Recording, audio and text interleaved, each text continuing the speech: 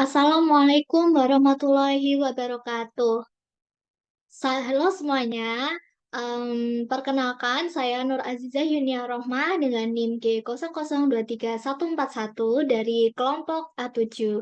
Saya di sini akan mempresentasikan laporan praktikum anatomi blok 2.3. Baik, untuk acuan referensinya, saya menggunakan Sobota, Grace, Prometheus, Nether, kemudian Adamore, dan Biologi Campbell Jilid 3. Nah, yang pertama, saya akan mempresentasikan tentang area Brodmann. Area Brodmann eh, ada area-area yang untuk sensoris maupun motoris di otak kita. Nah, untuk area 4 adalah area motorik primer pada gyrus presentralis. Nah, motorik primer ini untuk mengontrol gerakan volunteer wajah dan ekstremitas. Kemudian di area 6 terdapat area motorik sekunder. Kemudian di area 312, yaitu di sini, itu adalah area sensoris primer, yaitu mengenali sumber, kualitas, dan kuantitas dari suhu, nyeri, dan raba tekan. Kemudian ada area 43 di sini, yaitu area gustatorik atau uh, pengecap. Kemudian ada area 44 dan 45 di sini, itu adalah area Broca atau area bicara motorik. Kemudian ada area 39, 40, dan 22, 39, 40, dan 22, yaitu area bicara sensorik atau area Wernicke. Nah, yang untuk bicara sensorik ini, jika tidak dapat memberikan respon, disebut afasia motorik. Kemudian di area 22 ada auditory association area atau area auditory sekunder. Kemudian di area 17 yaitu area visual primer. Area visual primer yaitu kemampuan untuk menerima rangsang cahaya, melihat bila terjadi lesi, bisa dapat muncul hemianopia homonim kolateral. Kemudian pada area 18 dan 19 di sini yaitu area visual sekunder.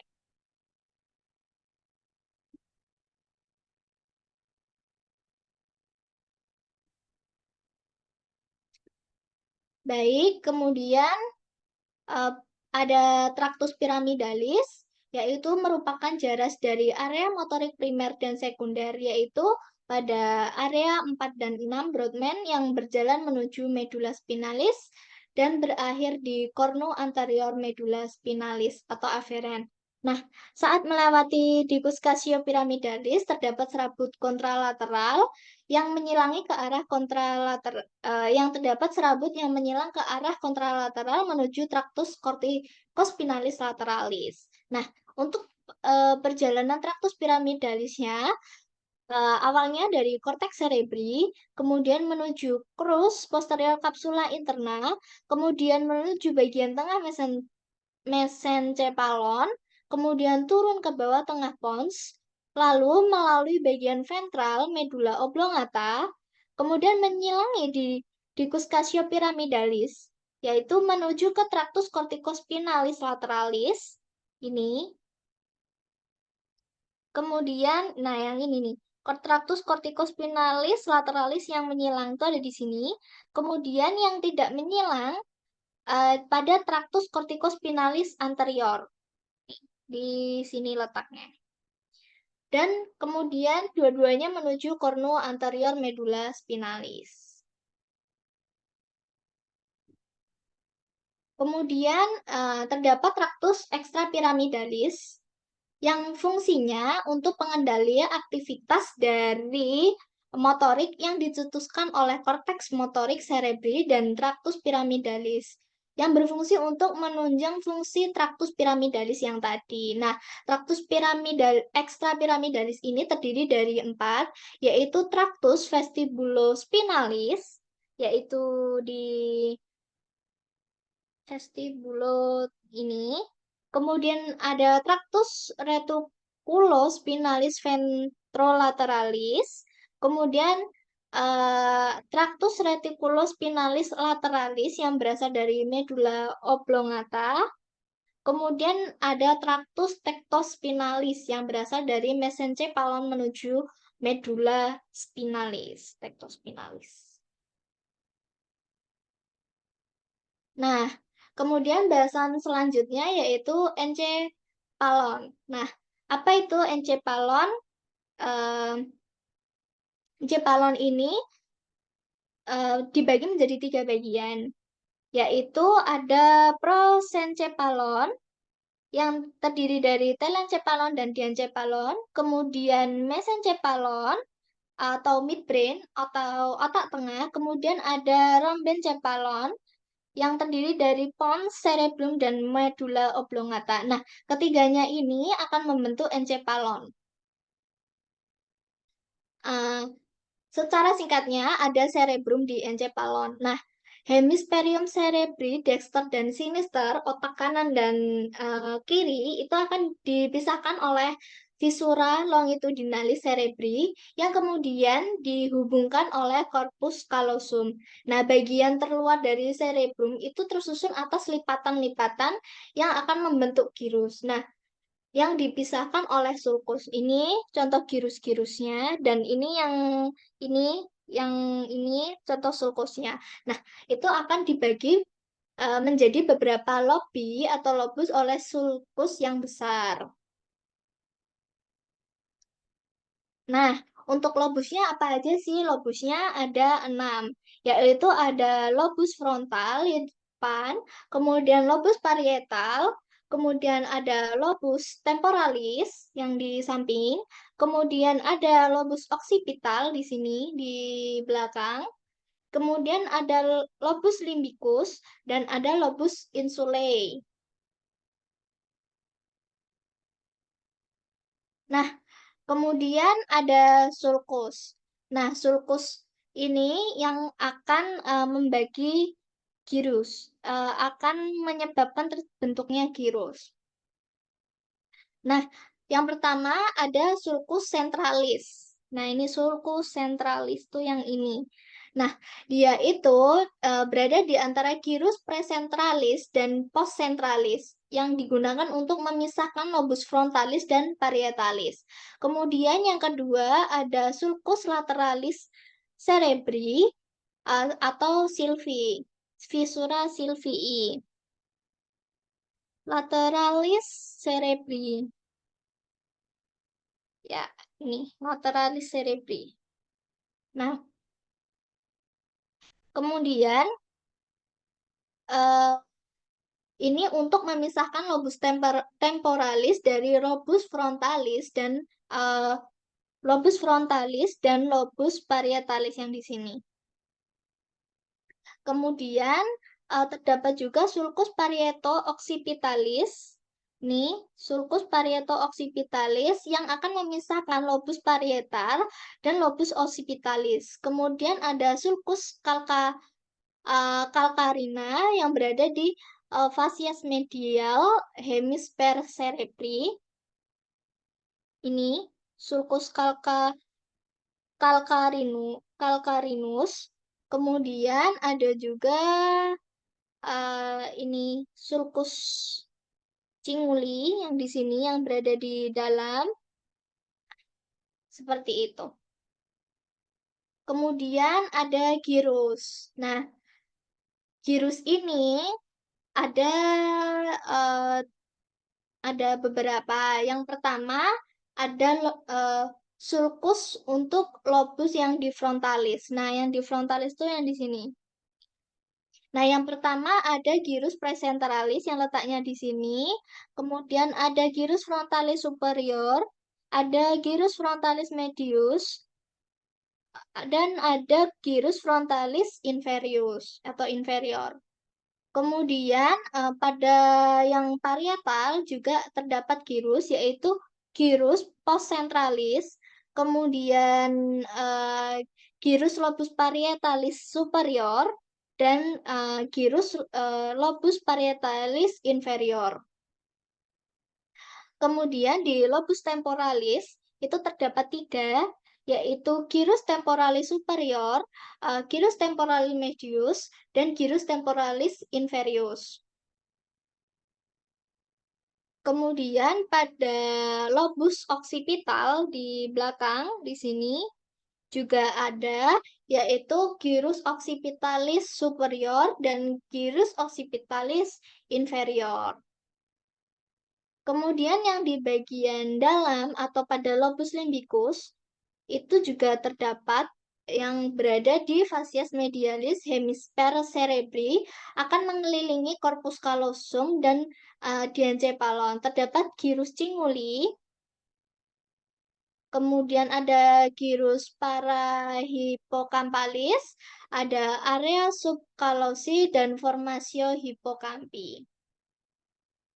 Kemudian pada uh, insulae, uh, gyrus et sulcis lobus insulae itu akan berada di dasar sulcus lateralis cerebri sylvii. Nah, selain itu terdapat juga sentrum semiovala. Nah, sentrum semiovala itu apa? Yaitu serabut saraf bermielin dan berneuroglia di substansia alba, subcortex atau subcorticalis. Nah, uh,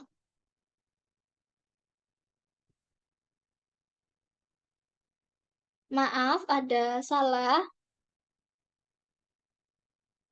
Nah, sentrum semiovala ini dibagi menjadi tiga, yaitu serabut proyeksi, serabut komisura, dan serabut asosiasi. Nah, serabut proyeksi ini dibagi menjadi tiga, yaitu ada kapsula interna, corona radiata, dan radiatio optika. Kemudian pada serabut asosiasi itu dibagi dua, yang panjang dan yang pendek.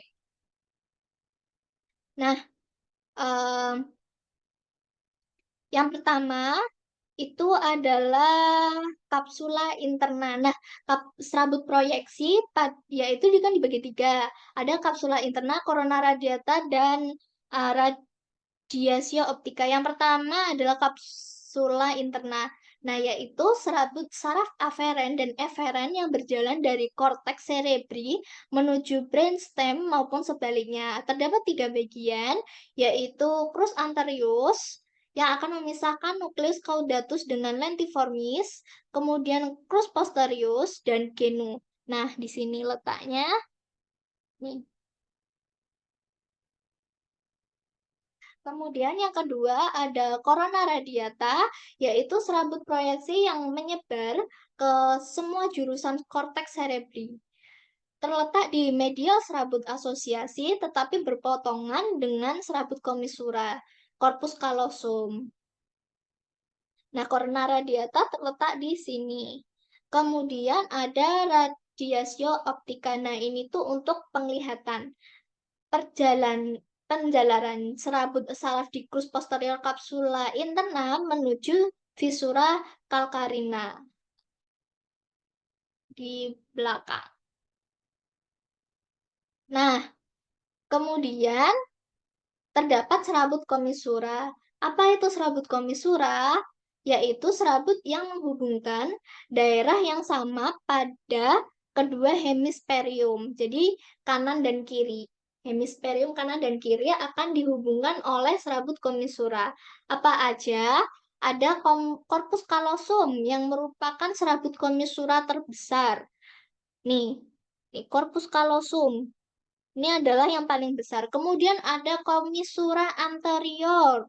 Terus ada komisura posterior, ada komisura hippokampi, komisura phoenicis, dan komisura habenularum. Nah, kemudian yang terakhir pada serabut letaknya adalah serabut asosiasi, yaitu yang akan menghubungkan korteks yang berjauhan tapi masih di hemisferium yang sama. Misalnya yang di kanan sesama yang kanan, yang di kiri sesama yang di kiri. Nah, kan tadi ada dua tuh, yang pendek sama yang panjang. Nah, yang pendek itu akan menghubungkan antar girus yang berdekatan, sedangkan yang panjang itu ada beberapa bagian, ada beberapa, yaitu fasciculus uncinatus, kemudian ada cingulum, ada fasciculus longitudinalis superior, ada fasciculus longitudinalis inferior, dan fasciculus fronto-occipitalis. Nah, untuk letaknya, yang cingulum itu di sini, kemudian tadi ada fasciculus uncinatus nih. Kemudian lanjut. Nah, kemudian kita lanjut pada medula spinalis. Nah, pada medula spinalis ini terbagi menjadi dua, yaitu struktur eksterna dan struktur interna. Nah, struktur eksternanya itu terdapat visura mediana anterior, sulcus mediana posterior, sulcus anterolateralis yang merupakan tempat keluarnya dari radix anterior. Kemudian ada sulcus posterolateralis, tempat keluarnya radix posterior. Nah, radix anterior itu nanti untuk uh, efferent, sedangkan radix posterior itu untuk afferent. Seperti itu. Kemudian struktur interna medula spinalis itu terdiri dari dua, yaitu substansia alba yang warnanya putih, kemudian ada substansia grisea yang warnanya abu-abu. Nah, yang substansia alba ini berada di luar. Nah, ini warnanya putih karena isinya adalah serabut saraf yang terselubungi oleh mielin. Mielin itu kan warnanya putih. Nah, akan dibagi menjadi tiga bagian, yaitu funiculus anterior, lateral, dan posterior. Sedangkan pada substansia grisea itu didominasi oleh badan sel saraf. Nah, di tengah-tengahnya terdapat kanalis centralis. Nih, kanalis centralis. Kemudian yang nantinya akan terisi oleh LCS hingga ke ventriculus terminale.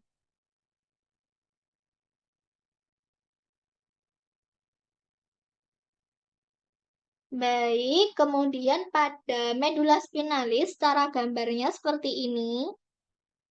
Nah, itu ada pembesaran pada medula spinalis itu ada dua, yaitu pada intumescentia cervicale, yaitu pada C3 hingga T2, yang pembesaran klimaksnya di C6, dan ada juga di intumescentia lumbales, yaitu pada T10 hingga L2. Pembesaran klimaksnya ada di T12.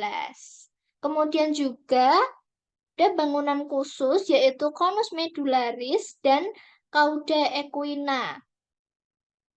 Nah, terdapat juga plexus medulla spinalis yaitu plexus cervicalis yang dibentuk oleh rami primarii ventralis cervicalis 1 hingga 5 yang berasal dari cervical 1 hingga 4, kemudian ada plexus brachialis dan ada plexus lumbosacralis. Lumbosacralis ini dibagi menjadi tiga, yaitu plexus lumbalis, sacralis, dan coccygeus. Nah, terdapat juga yang akan saya jelaskan, terdapat nervus cranialis dan tempat keluarnya. Nah, untuk yang biru itu keluar dari spons, yang oranye itu keluar dari medula oblongata, dan yang abu-abu itu keluar dari cerebrum. Nah, contohnya ini, nervus olfactorius. Nah, itu tempat keluarnya berada di bulbus olfactorius. Bulbus olfactorius. Nah, pada basis ensepalinya, bulbus olfactorius ditunjukkan pada gambar ini. Nah, akan melalui nih. Kemudian pada nervus opticus Itu contohnya di kiasma optikum. Nah, nanti dia akan berada di sini nih. Dia keluar di sini pada basis ensepalinya. Kemudian em, mm, nervus opticus nih di sini. Dia akan keluar melalui ini. Kemudian kalau pada eh, yang keluar dari spons, ini wajib diingat sekali, yang di nervus trigeminus 5, nervus abducens 6, nervus facialis, dan nervus vestibulocochlearis itu akan keluar dari spons. Kemudian yang keluar dari medula oblongata itu ada nervus glossopharyngeus, nervus vagus, nervus accessorius, dan nervus hypoglossus.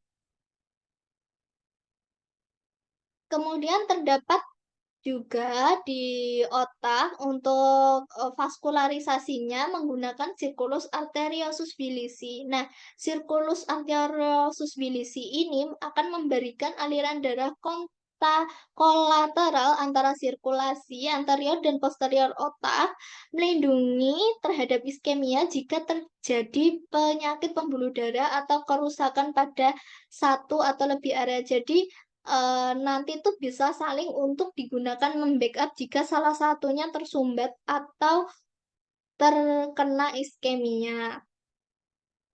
Nah, pada ini otak itu akan mendapatkan em, aliran darah melalui arteri subclavia, kemudian ada arteri karotis communis yang akan melanjutkan menjadi arteri karotis interna, kemudian akan membentuk circulus arteriosus bilisi. Nah, untuk keluar venanya itu akan keluar melalui vena jugularis interna dan menuju vena cava superior.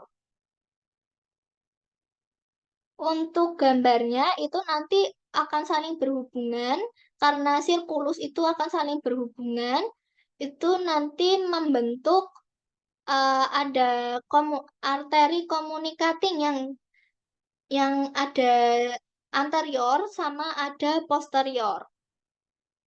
Akan dilanjutkan di sini. Nah, jadi itu kalau di otak itu bentuknya ada di bawah. Gambarnya tuh dari bawah gitu loh. Dari bawah gini. Ensepalon itu akan menerima suplai arterialnya dari dua pasang pembuluh darah, yaitu arteria vertebralis dan arteria karotis interna, yang saling berhubungan pada kavitas kranii untuk membentuk circulus arteriosus cerebri. Nah, jadi circulus arteriosus cerebri ini,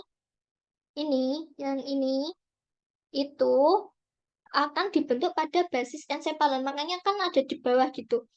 Terus hubungan anastomosisnya itu ada satu arteria communicans anterior, nih yang anterior, sama eh, dua arteri communicans posterior. Nih, komunikan posteriornya ini. Nah, yang anterior itu akan saling menghubungkan arteria cerebri anterior dextra dan arteria cerebri anterior sinistra. Kemudian untuk alurnya dari circulus arteriosus bilisi itu yang pertama dari arteri karotis interna yang anterior akan bercabang menjadi arteri cerebri anterior dan arteri cerebri media. Nah, dua arteri vertebralis yang di posterior itu akan bersatu menjadi arteri basilaris. Nah, arteri basilaris ini dari arteri vertebralis. Kemudian akan memvaskularisasi trunkus cerebri, kemudian bercabang menjadi arteri cerebri posterior. Nih, yang ini.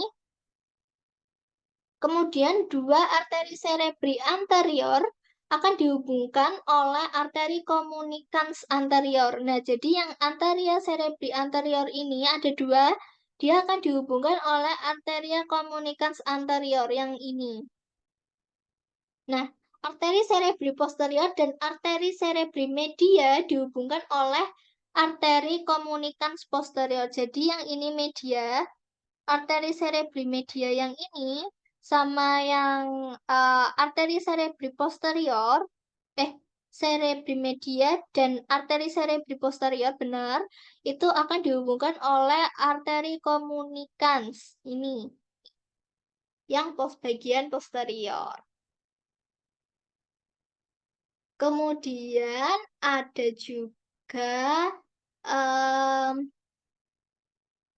jalur penglihatan. Nah, jalur penglihatan ini melalui media refrakta menuju ke otak. Nah, media refrakta itu ada 4, yaitu ada kornea, aqueous humor, lensa, dan vitreous humor. Nah, aqueous humor ini dihasilkan oleh prosesus ciliaris, sedangkan vitreous humor itu berada di corpus vitreous. Nah, ini secara besarnya, gambaran anatomisnya secara besarnya kayak gini. Nanti ini akan di sini, secara kecilnya di sini, kemudian akan masuk ke otak. Nah, gimana penjelarannya? Yang pertama, cahaya itu akan masuk pertama melalui kornea, yang merupakan lapisan transparan di bagian depan mata. Jadi kornea ini transparan, yang membentuk pada mata itu 1/6, sedangkan yang belakang ini disebut sklera, yaitu 5/6 bagian. Nah, kornea ini berfungsi sebagai pembiasan yang pertama yang untuk membelokkan cahaya, sehingga untuk memfokuskan gambar. Nah, setelah melalui kornea, cahaya akan melalui aqueous humor. Nih, di sini ada aqueous humor, cairan jernih yang mengisi ruangan antara kornea dengan lensa. Tapi sebelum masuk ke lensanya, itu akan melalui pupil, yaitu bukaan di tengah iris. Ini kan ada iris. Nah, yang di sini tuh pupil. Masuk dulu lewat pupil, kemudian masuk ke lensa. Nah, di lensa itu terjadi pembiasan. Nah, itu cahaya masuk ke lensa mata yang akan diubah bentuknya, yang akan mengubah bentuknya, terjadi akomodasi untuk memfokuskan cahaya lebih tepat pada retina. Lensa akan melakukan pembiasan lebih lanjut untuk memastikan gambar yang diterima sehingga bisa jelas. Kemudian setelah melewati lensa, cahaya bergerak melalui vitreous humor, yaitu seperti gel yang akan mengisi ruang di belakang lensa dan akan yang fungsinya tuh membantu mempertahankan bentuk bola mata. Nah, habis di sini itu dia akan diproyeksikan cahaya yang tadi diterima, jadi lewat gitu, dia akan diterima oleh retina, terjadi proyeksi. Nah, cahaya yang telah difokuskan mencapai retina, lapisan sensitif cahaya di belakang mata. Nah, retina ini tuh ada fotoreseptor, ada 2, yaitu batang, yaitu rods, dan kerucut atau cones.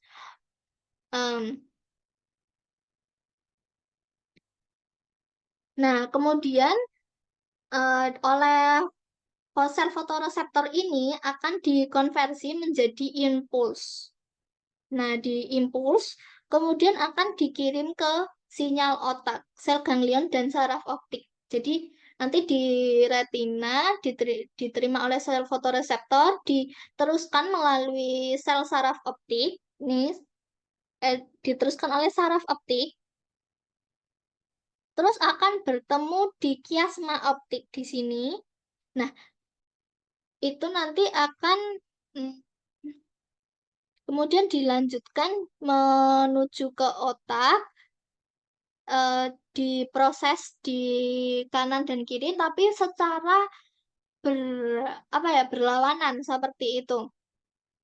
Nah, pengolahannya di otak itu nanti sinyal saraf diteruskan ke lateral genicular nucleus thalamus, sedangkan yang dari sinyal diteruskan juga ke korteks visual primer, lobus occipital di otak. Jadi nanti udah sampai otak, terus diproses lebih lanjut, kemudian korteks visual, kemudian bekerja dengan area lain di otak untuk menginterpretasikan dan memahami informasinya. Nah, otot penggerak mata itu ada berapa nih? Ada 1, 2, 3, 4, 5, 6, 7, ada 7. Ya, terdapat levator palpebra. Untuk elevasi palpebra superior, kemudian ada rectus superior, ini, rectus superior yang ini, kemudian yang diinervasi oleh nervus 3, semuanya oleh yang ini yang tadi, levator palpebra itu oleh nervus 3 untuk elevasi. Yang rectus superior itu oleh nervus 3 juga untuk elevasi, aduksi, rotasi dari bola mata. Nah, elevasi itu ke atas seperti ini, rectus superior. Dia nanti bisa ke atas gitu. Kemudian ada rectus inferior dari nervus 3 juga untuk depresi, aduksi, dan rotasi. Kemudian ada rectus medialis dari nervus 3 juga untuk adduksi. Untuk adduksi, em, ini rectus medialis melihat ke medial, adduksi. Jadi mendekati tengah tubuh. Kemudian rectus lateralis oleh nervus 6 abdusen untuk abduksi sehingga matanya tuh menjauh. Ini lateralis. Kemudian ada obliquus superior yang di atas ini, obliquus superior oleh nervus trochlearis 4 untuk depresi, aduksi, rotasi. Kemudian ada obliquus inferior oleh nervus 3 untuk elevasi, abduksi, rotasi, dan rotasi lateral. Ini obliquus inferior. Baik, kemudian untuk saraf simpatis dan parasimpatis. Nah, ini contohnya kalau pada parasimpatis dia akan parasimpatis itu rest and digest, sedangkan simpatis itu fight or flight gitu. Jadi misalnya parasimpatis itu nanti bisa merangsang aktivitas lambung dan usus, sedangkan pada simpatisnya akan menghambat aktivitas lambung usus. Misalnya kalau simpatis itu kayak dikejar-kejar melihat hantu gitu-gitu. Nah, distribusinya, perbedaannya kalau simpatis itu oleh segmen torakolumbal, sedangkan parasimpatis itu oleh kraniosakral. Kemudian kalau lokasi preganglioniknya itu cornulateralis atau nucleus intermediolaterales, cornulateralis, medulla spinalis, segmen medulla spinalis, segmen T1 hingga L2 torakolumbal. Nah, kalau yang di parasimpatis itu nukleus saraf kranial 3, 7, 9, dan 10 dan substansia grisnya medulla spinalis segmen S2 hingga S4, makanya disebut kraniosakral. Kemudian untuk panjang aksonnya, pada neuron preganglionik itu aksonnya pendek, sedangkan pada postganglioniknya aksonnya panjang. Beda dengan parasimpatis, kalau preganglioniknya tuh akson panjang dan postganglionnya aksonnya pendek. Jadi dia berbeda, berkebalikan gitu.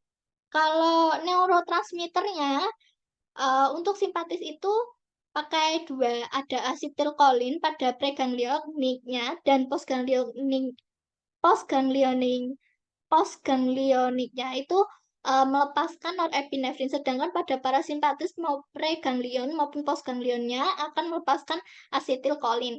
Kemudian untuk efek fisiologisnya seperti yang sudah disebutkan di awal, simpatis itu fight or flight, sedangkan parasimpatisnya itu rest and digest. Nah, ini misalnya ya dikejar-kejar hantu atau melihat hantu, itu tuh jadi deg-degan. Nah, deg-degan itu kan heart rate-nya akan meningkat, terus kecepatan kontraksinya tuh meningkat, vasokonstriksi dan tekanan darahnya itu akan naik. Kan terjadi vasokonstriksi atau penyempitan pembuluh darah, sehingga tekanan darahnya akan naik. Kemudian kan napasnya jadi terengah-engah.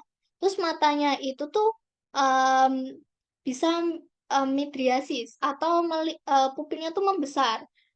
sehingga bisa melihat dalam gelap. Terus tidak terpikirkan untuk melakukan mencerna makanan. Kan tadi lari ya, yang penting selamat dulu lah. Terus tidak tidak terpikir untuk pipis juga dibutuhkan energi banyak kan karena lari.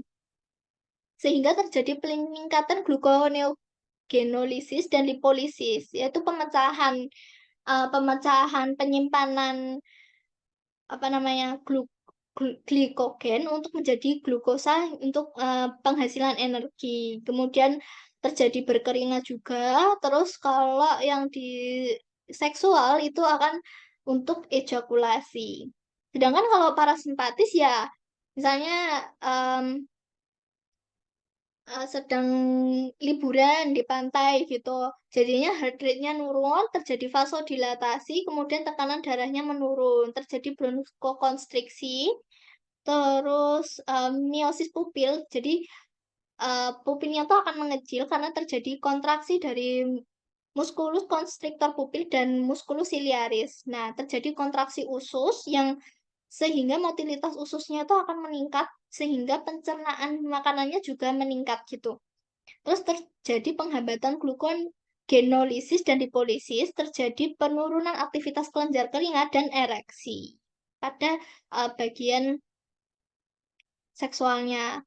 Kemudian untuk modalitas saraf kranial itu ada yang general, ada yang spesial. Tapi pertama-tama kita harus tahu dulu arah rangsangannya, yaitu ada aferen sama eferen. Apa itu aferen sama eferen? Kalau aferen itu tuh menerima, kalau eferen itu yang disalurkan gitu, yang disalurkan ke efektor organ. Kemudian untuk bentuk rangsangannya itu ada yang general, ada yang spesial. Kalau yang general itu umum, berupa nyeri sakit atau raba, tekanan, panas, dingin gitu. Kalau spesial itu rangsangan khusus, misalnya di organ-organ indera. Kalau asal-usul organnya itu makanya ada somatik sama visceral. Kalau visceral itu derivat endoderm, misalnya otot-otot mimik, otot-otot pembuluh darah, otot-otot polos seperti itu. Kalau di somatik itu derivat ektoderm, misalnya kulit, mata, telinga gitu. Nah, itu ada tujuh, ada tujuh GSE, General Somatic Efferent, terus ada GVE, General Visceral Efferent, SVS, Special Visceral Efferent, kemudian ada GVA, General Visceral Afferent, SVA, Special Visceral Afferent, GSA, General Somatic Afferent, dan SSA, Special Somatic Afferent. Nah, untuk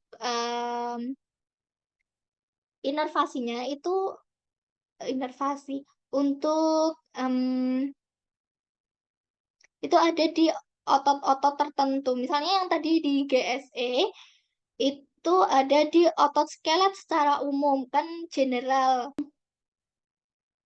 Kemudian yang tadi bisa dilanjutkan misalnya yang pada GSE General Somatic Efferent itu untuk motorik otot-otot skelet. Kemudian yang GVE itu untuk otonom parasimpatis yaitu pada kelenjar dan pupil. Yang SVE kan itu spesial, itu motorik untuk otot skelet yang berasal dari branchial arch, yaitu otot pengunyah, otot mimik, musculosternocleidomastoideus, musculus trapezius, dan otot laring dan faring. Makanya kan spesial, makanya tadi ada mimik nih. Kemudian untuk modalitasnya itu nervus olfactorius itu SVA karena kan spesial hmm, visceral afferent. Nah, spesialnya itu afferent. Afferent kan menerima ya. Olfactorius kan menerima bau, menerima rangsang penciuman, jadi menerima bau gitu. Terus organnya kan di hidung, itu masuknya ke yang di hidung tapi bagian dalam. Jadi dia em, visceral. Kemudian kan hidung, dia termasuk organ apa? Organ indera khusus, jadinya dia SVA, olfaktorius itu. Terus juga bisa juga misalnya nervus opticus itu aferen juga. Dia kan berfungsi untuk menerima, tadi kan udah dijelasin di depan tadi. Nervus opticus kan melanjutkan impuls listrik yang disebabkan oleh stimulus cahaya menuju ke otak. Dia kan menerima, makanya aferen. Terus untuk em, organnya dia somatik. Terus untuk eh, spesial, dia juga spesial karena dia di organ indera khusus. Seperti itu. Nah, kalau di oculomotorius itu GSE sama GVE. Kalau trochlearis GSE, trigeminus SVE dan GSA, abdusen itu GSE. Kemudian pada nervus facialis itu banyak, ada GVE, SVE, SVA, dan GSA. Nah, jadi setiap nervus itu bisa modalitasnya bisa hanya satu atau lebih dari satu. Seperti contohnya nervus facialis ini kan ada empat, terus glossopharyngeus itu ada berapa nih? Ada lima, terus nervus vagus itu juga ada lima. Jadi tergantung dia fungsinya untuk apa aja gitu. Kalau nervus facialis yang eh, GVE, misalnya dia itu eh, eferen gitu. Terus ini ada visceral sama apa general gitu. Nah, untuk penjelasannya cukup sekian. Terima kasih. Mohon maaf apabila banyak kesalahan. See you in the next video. Terima kasih.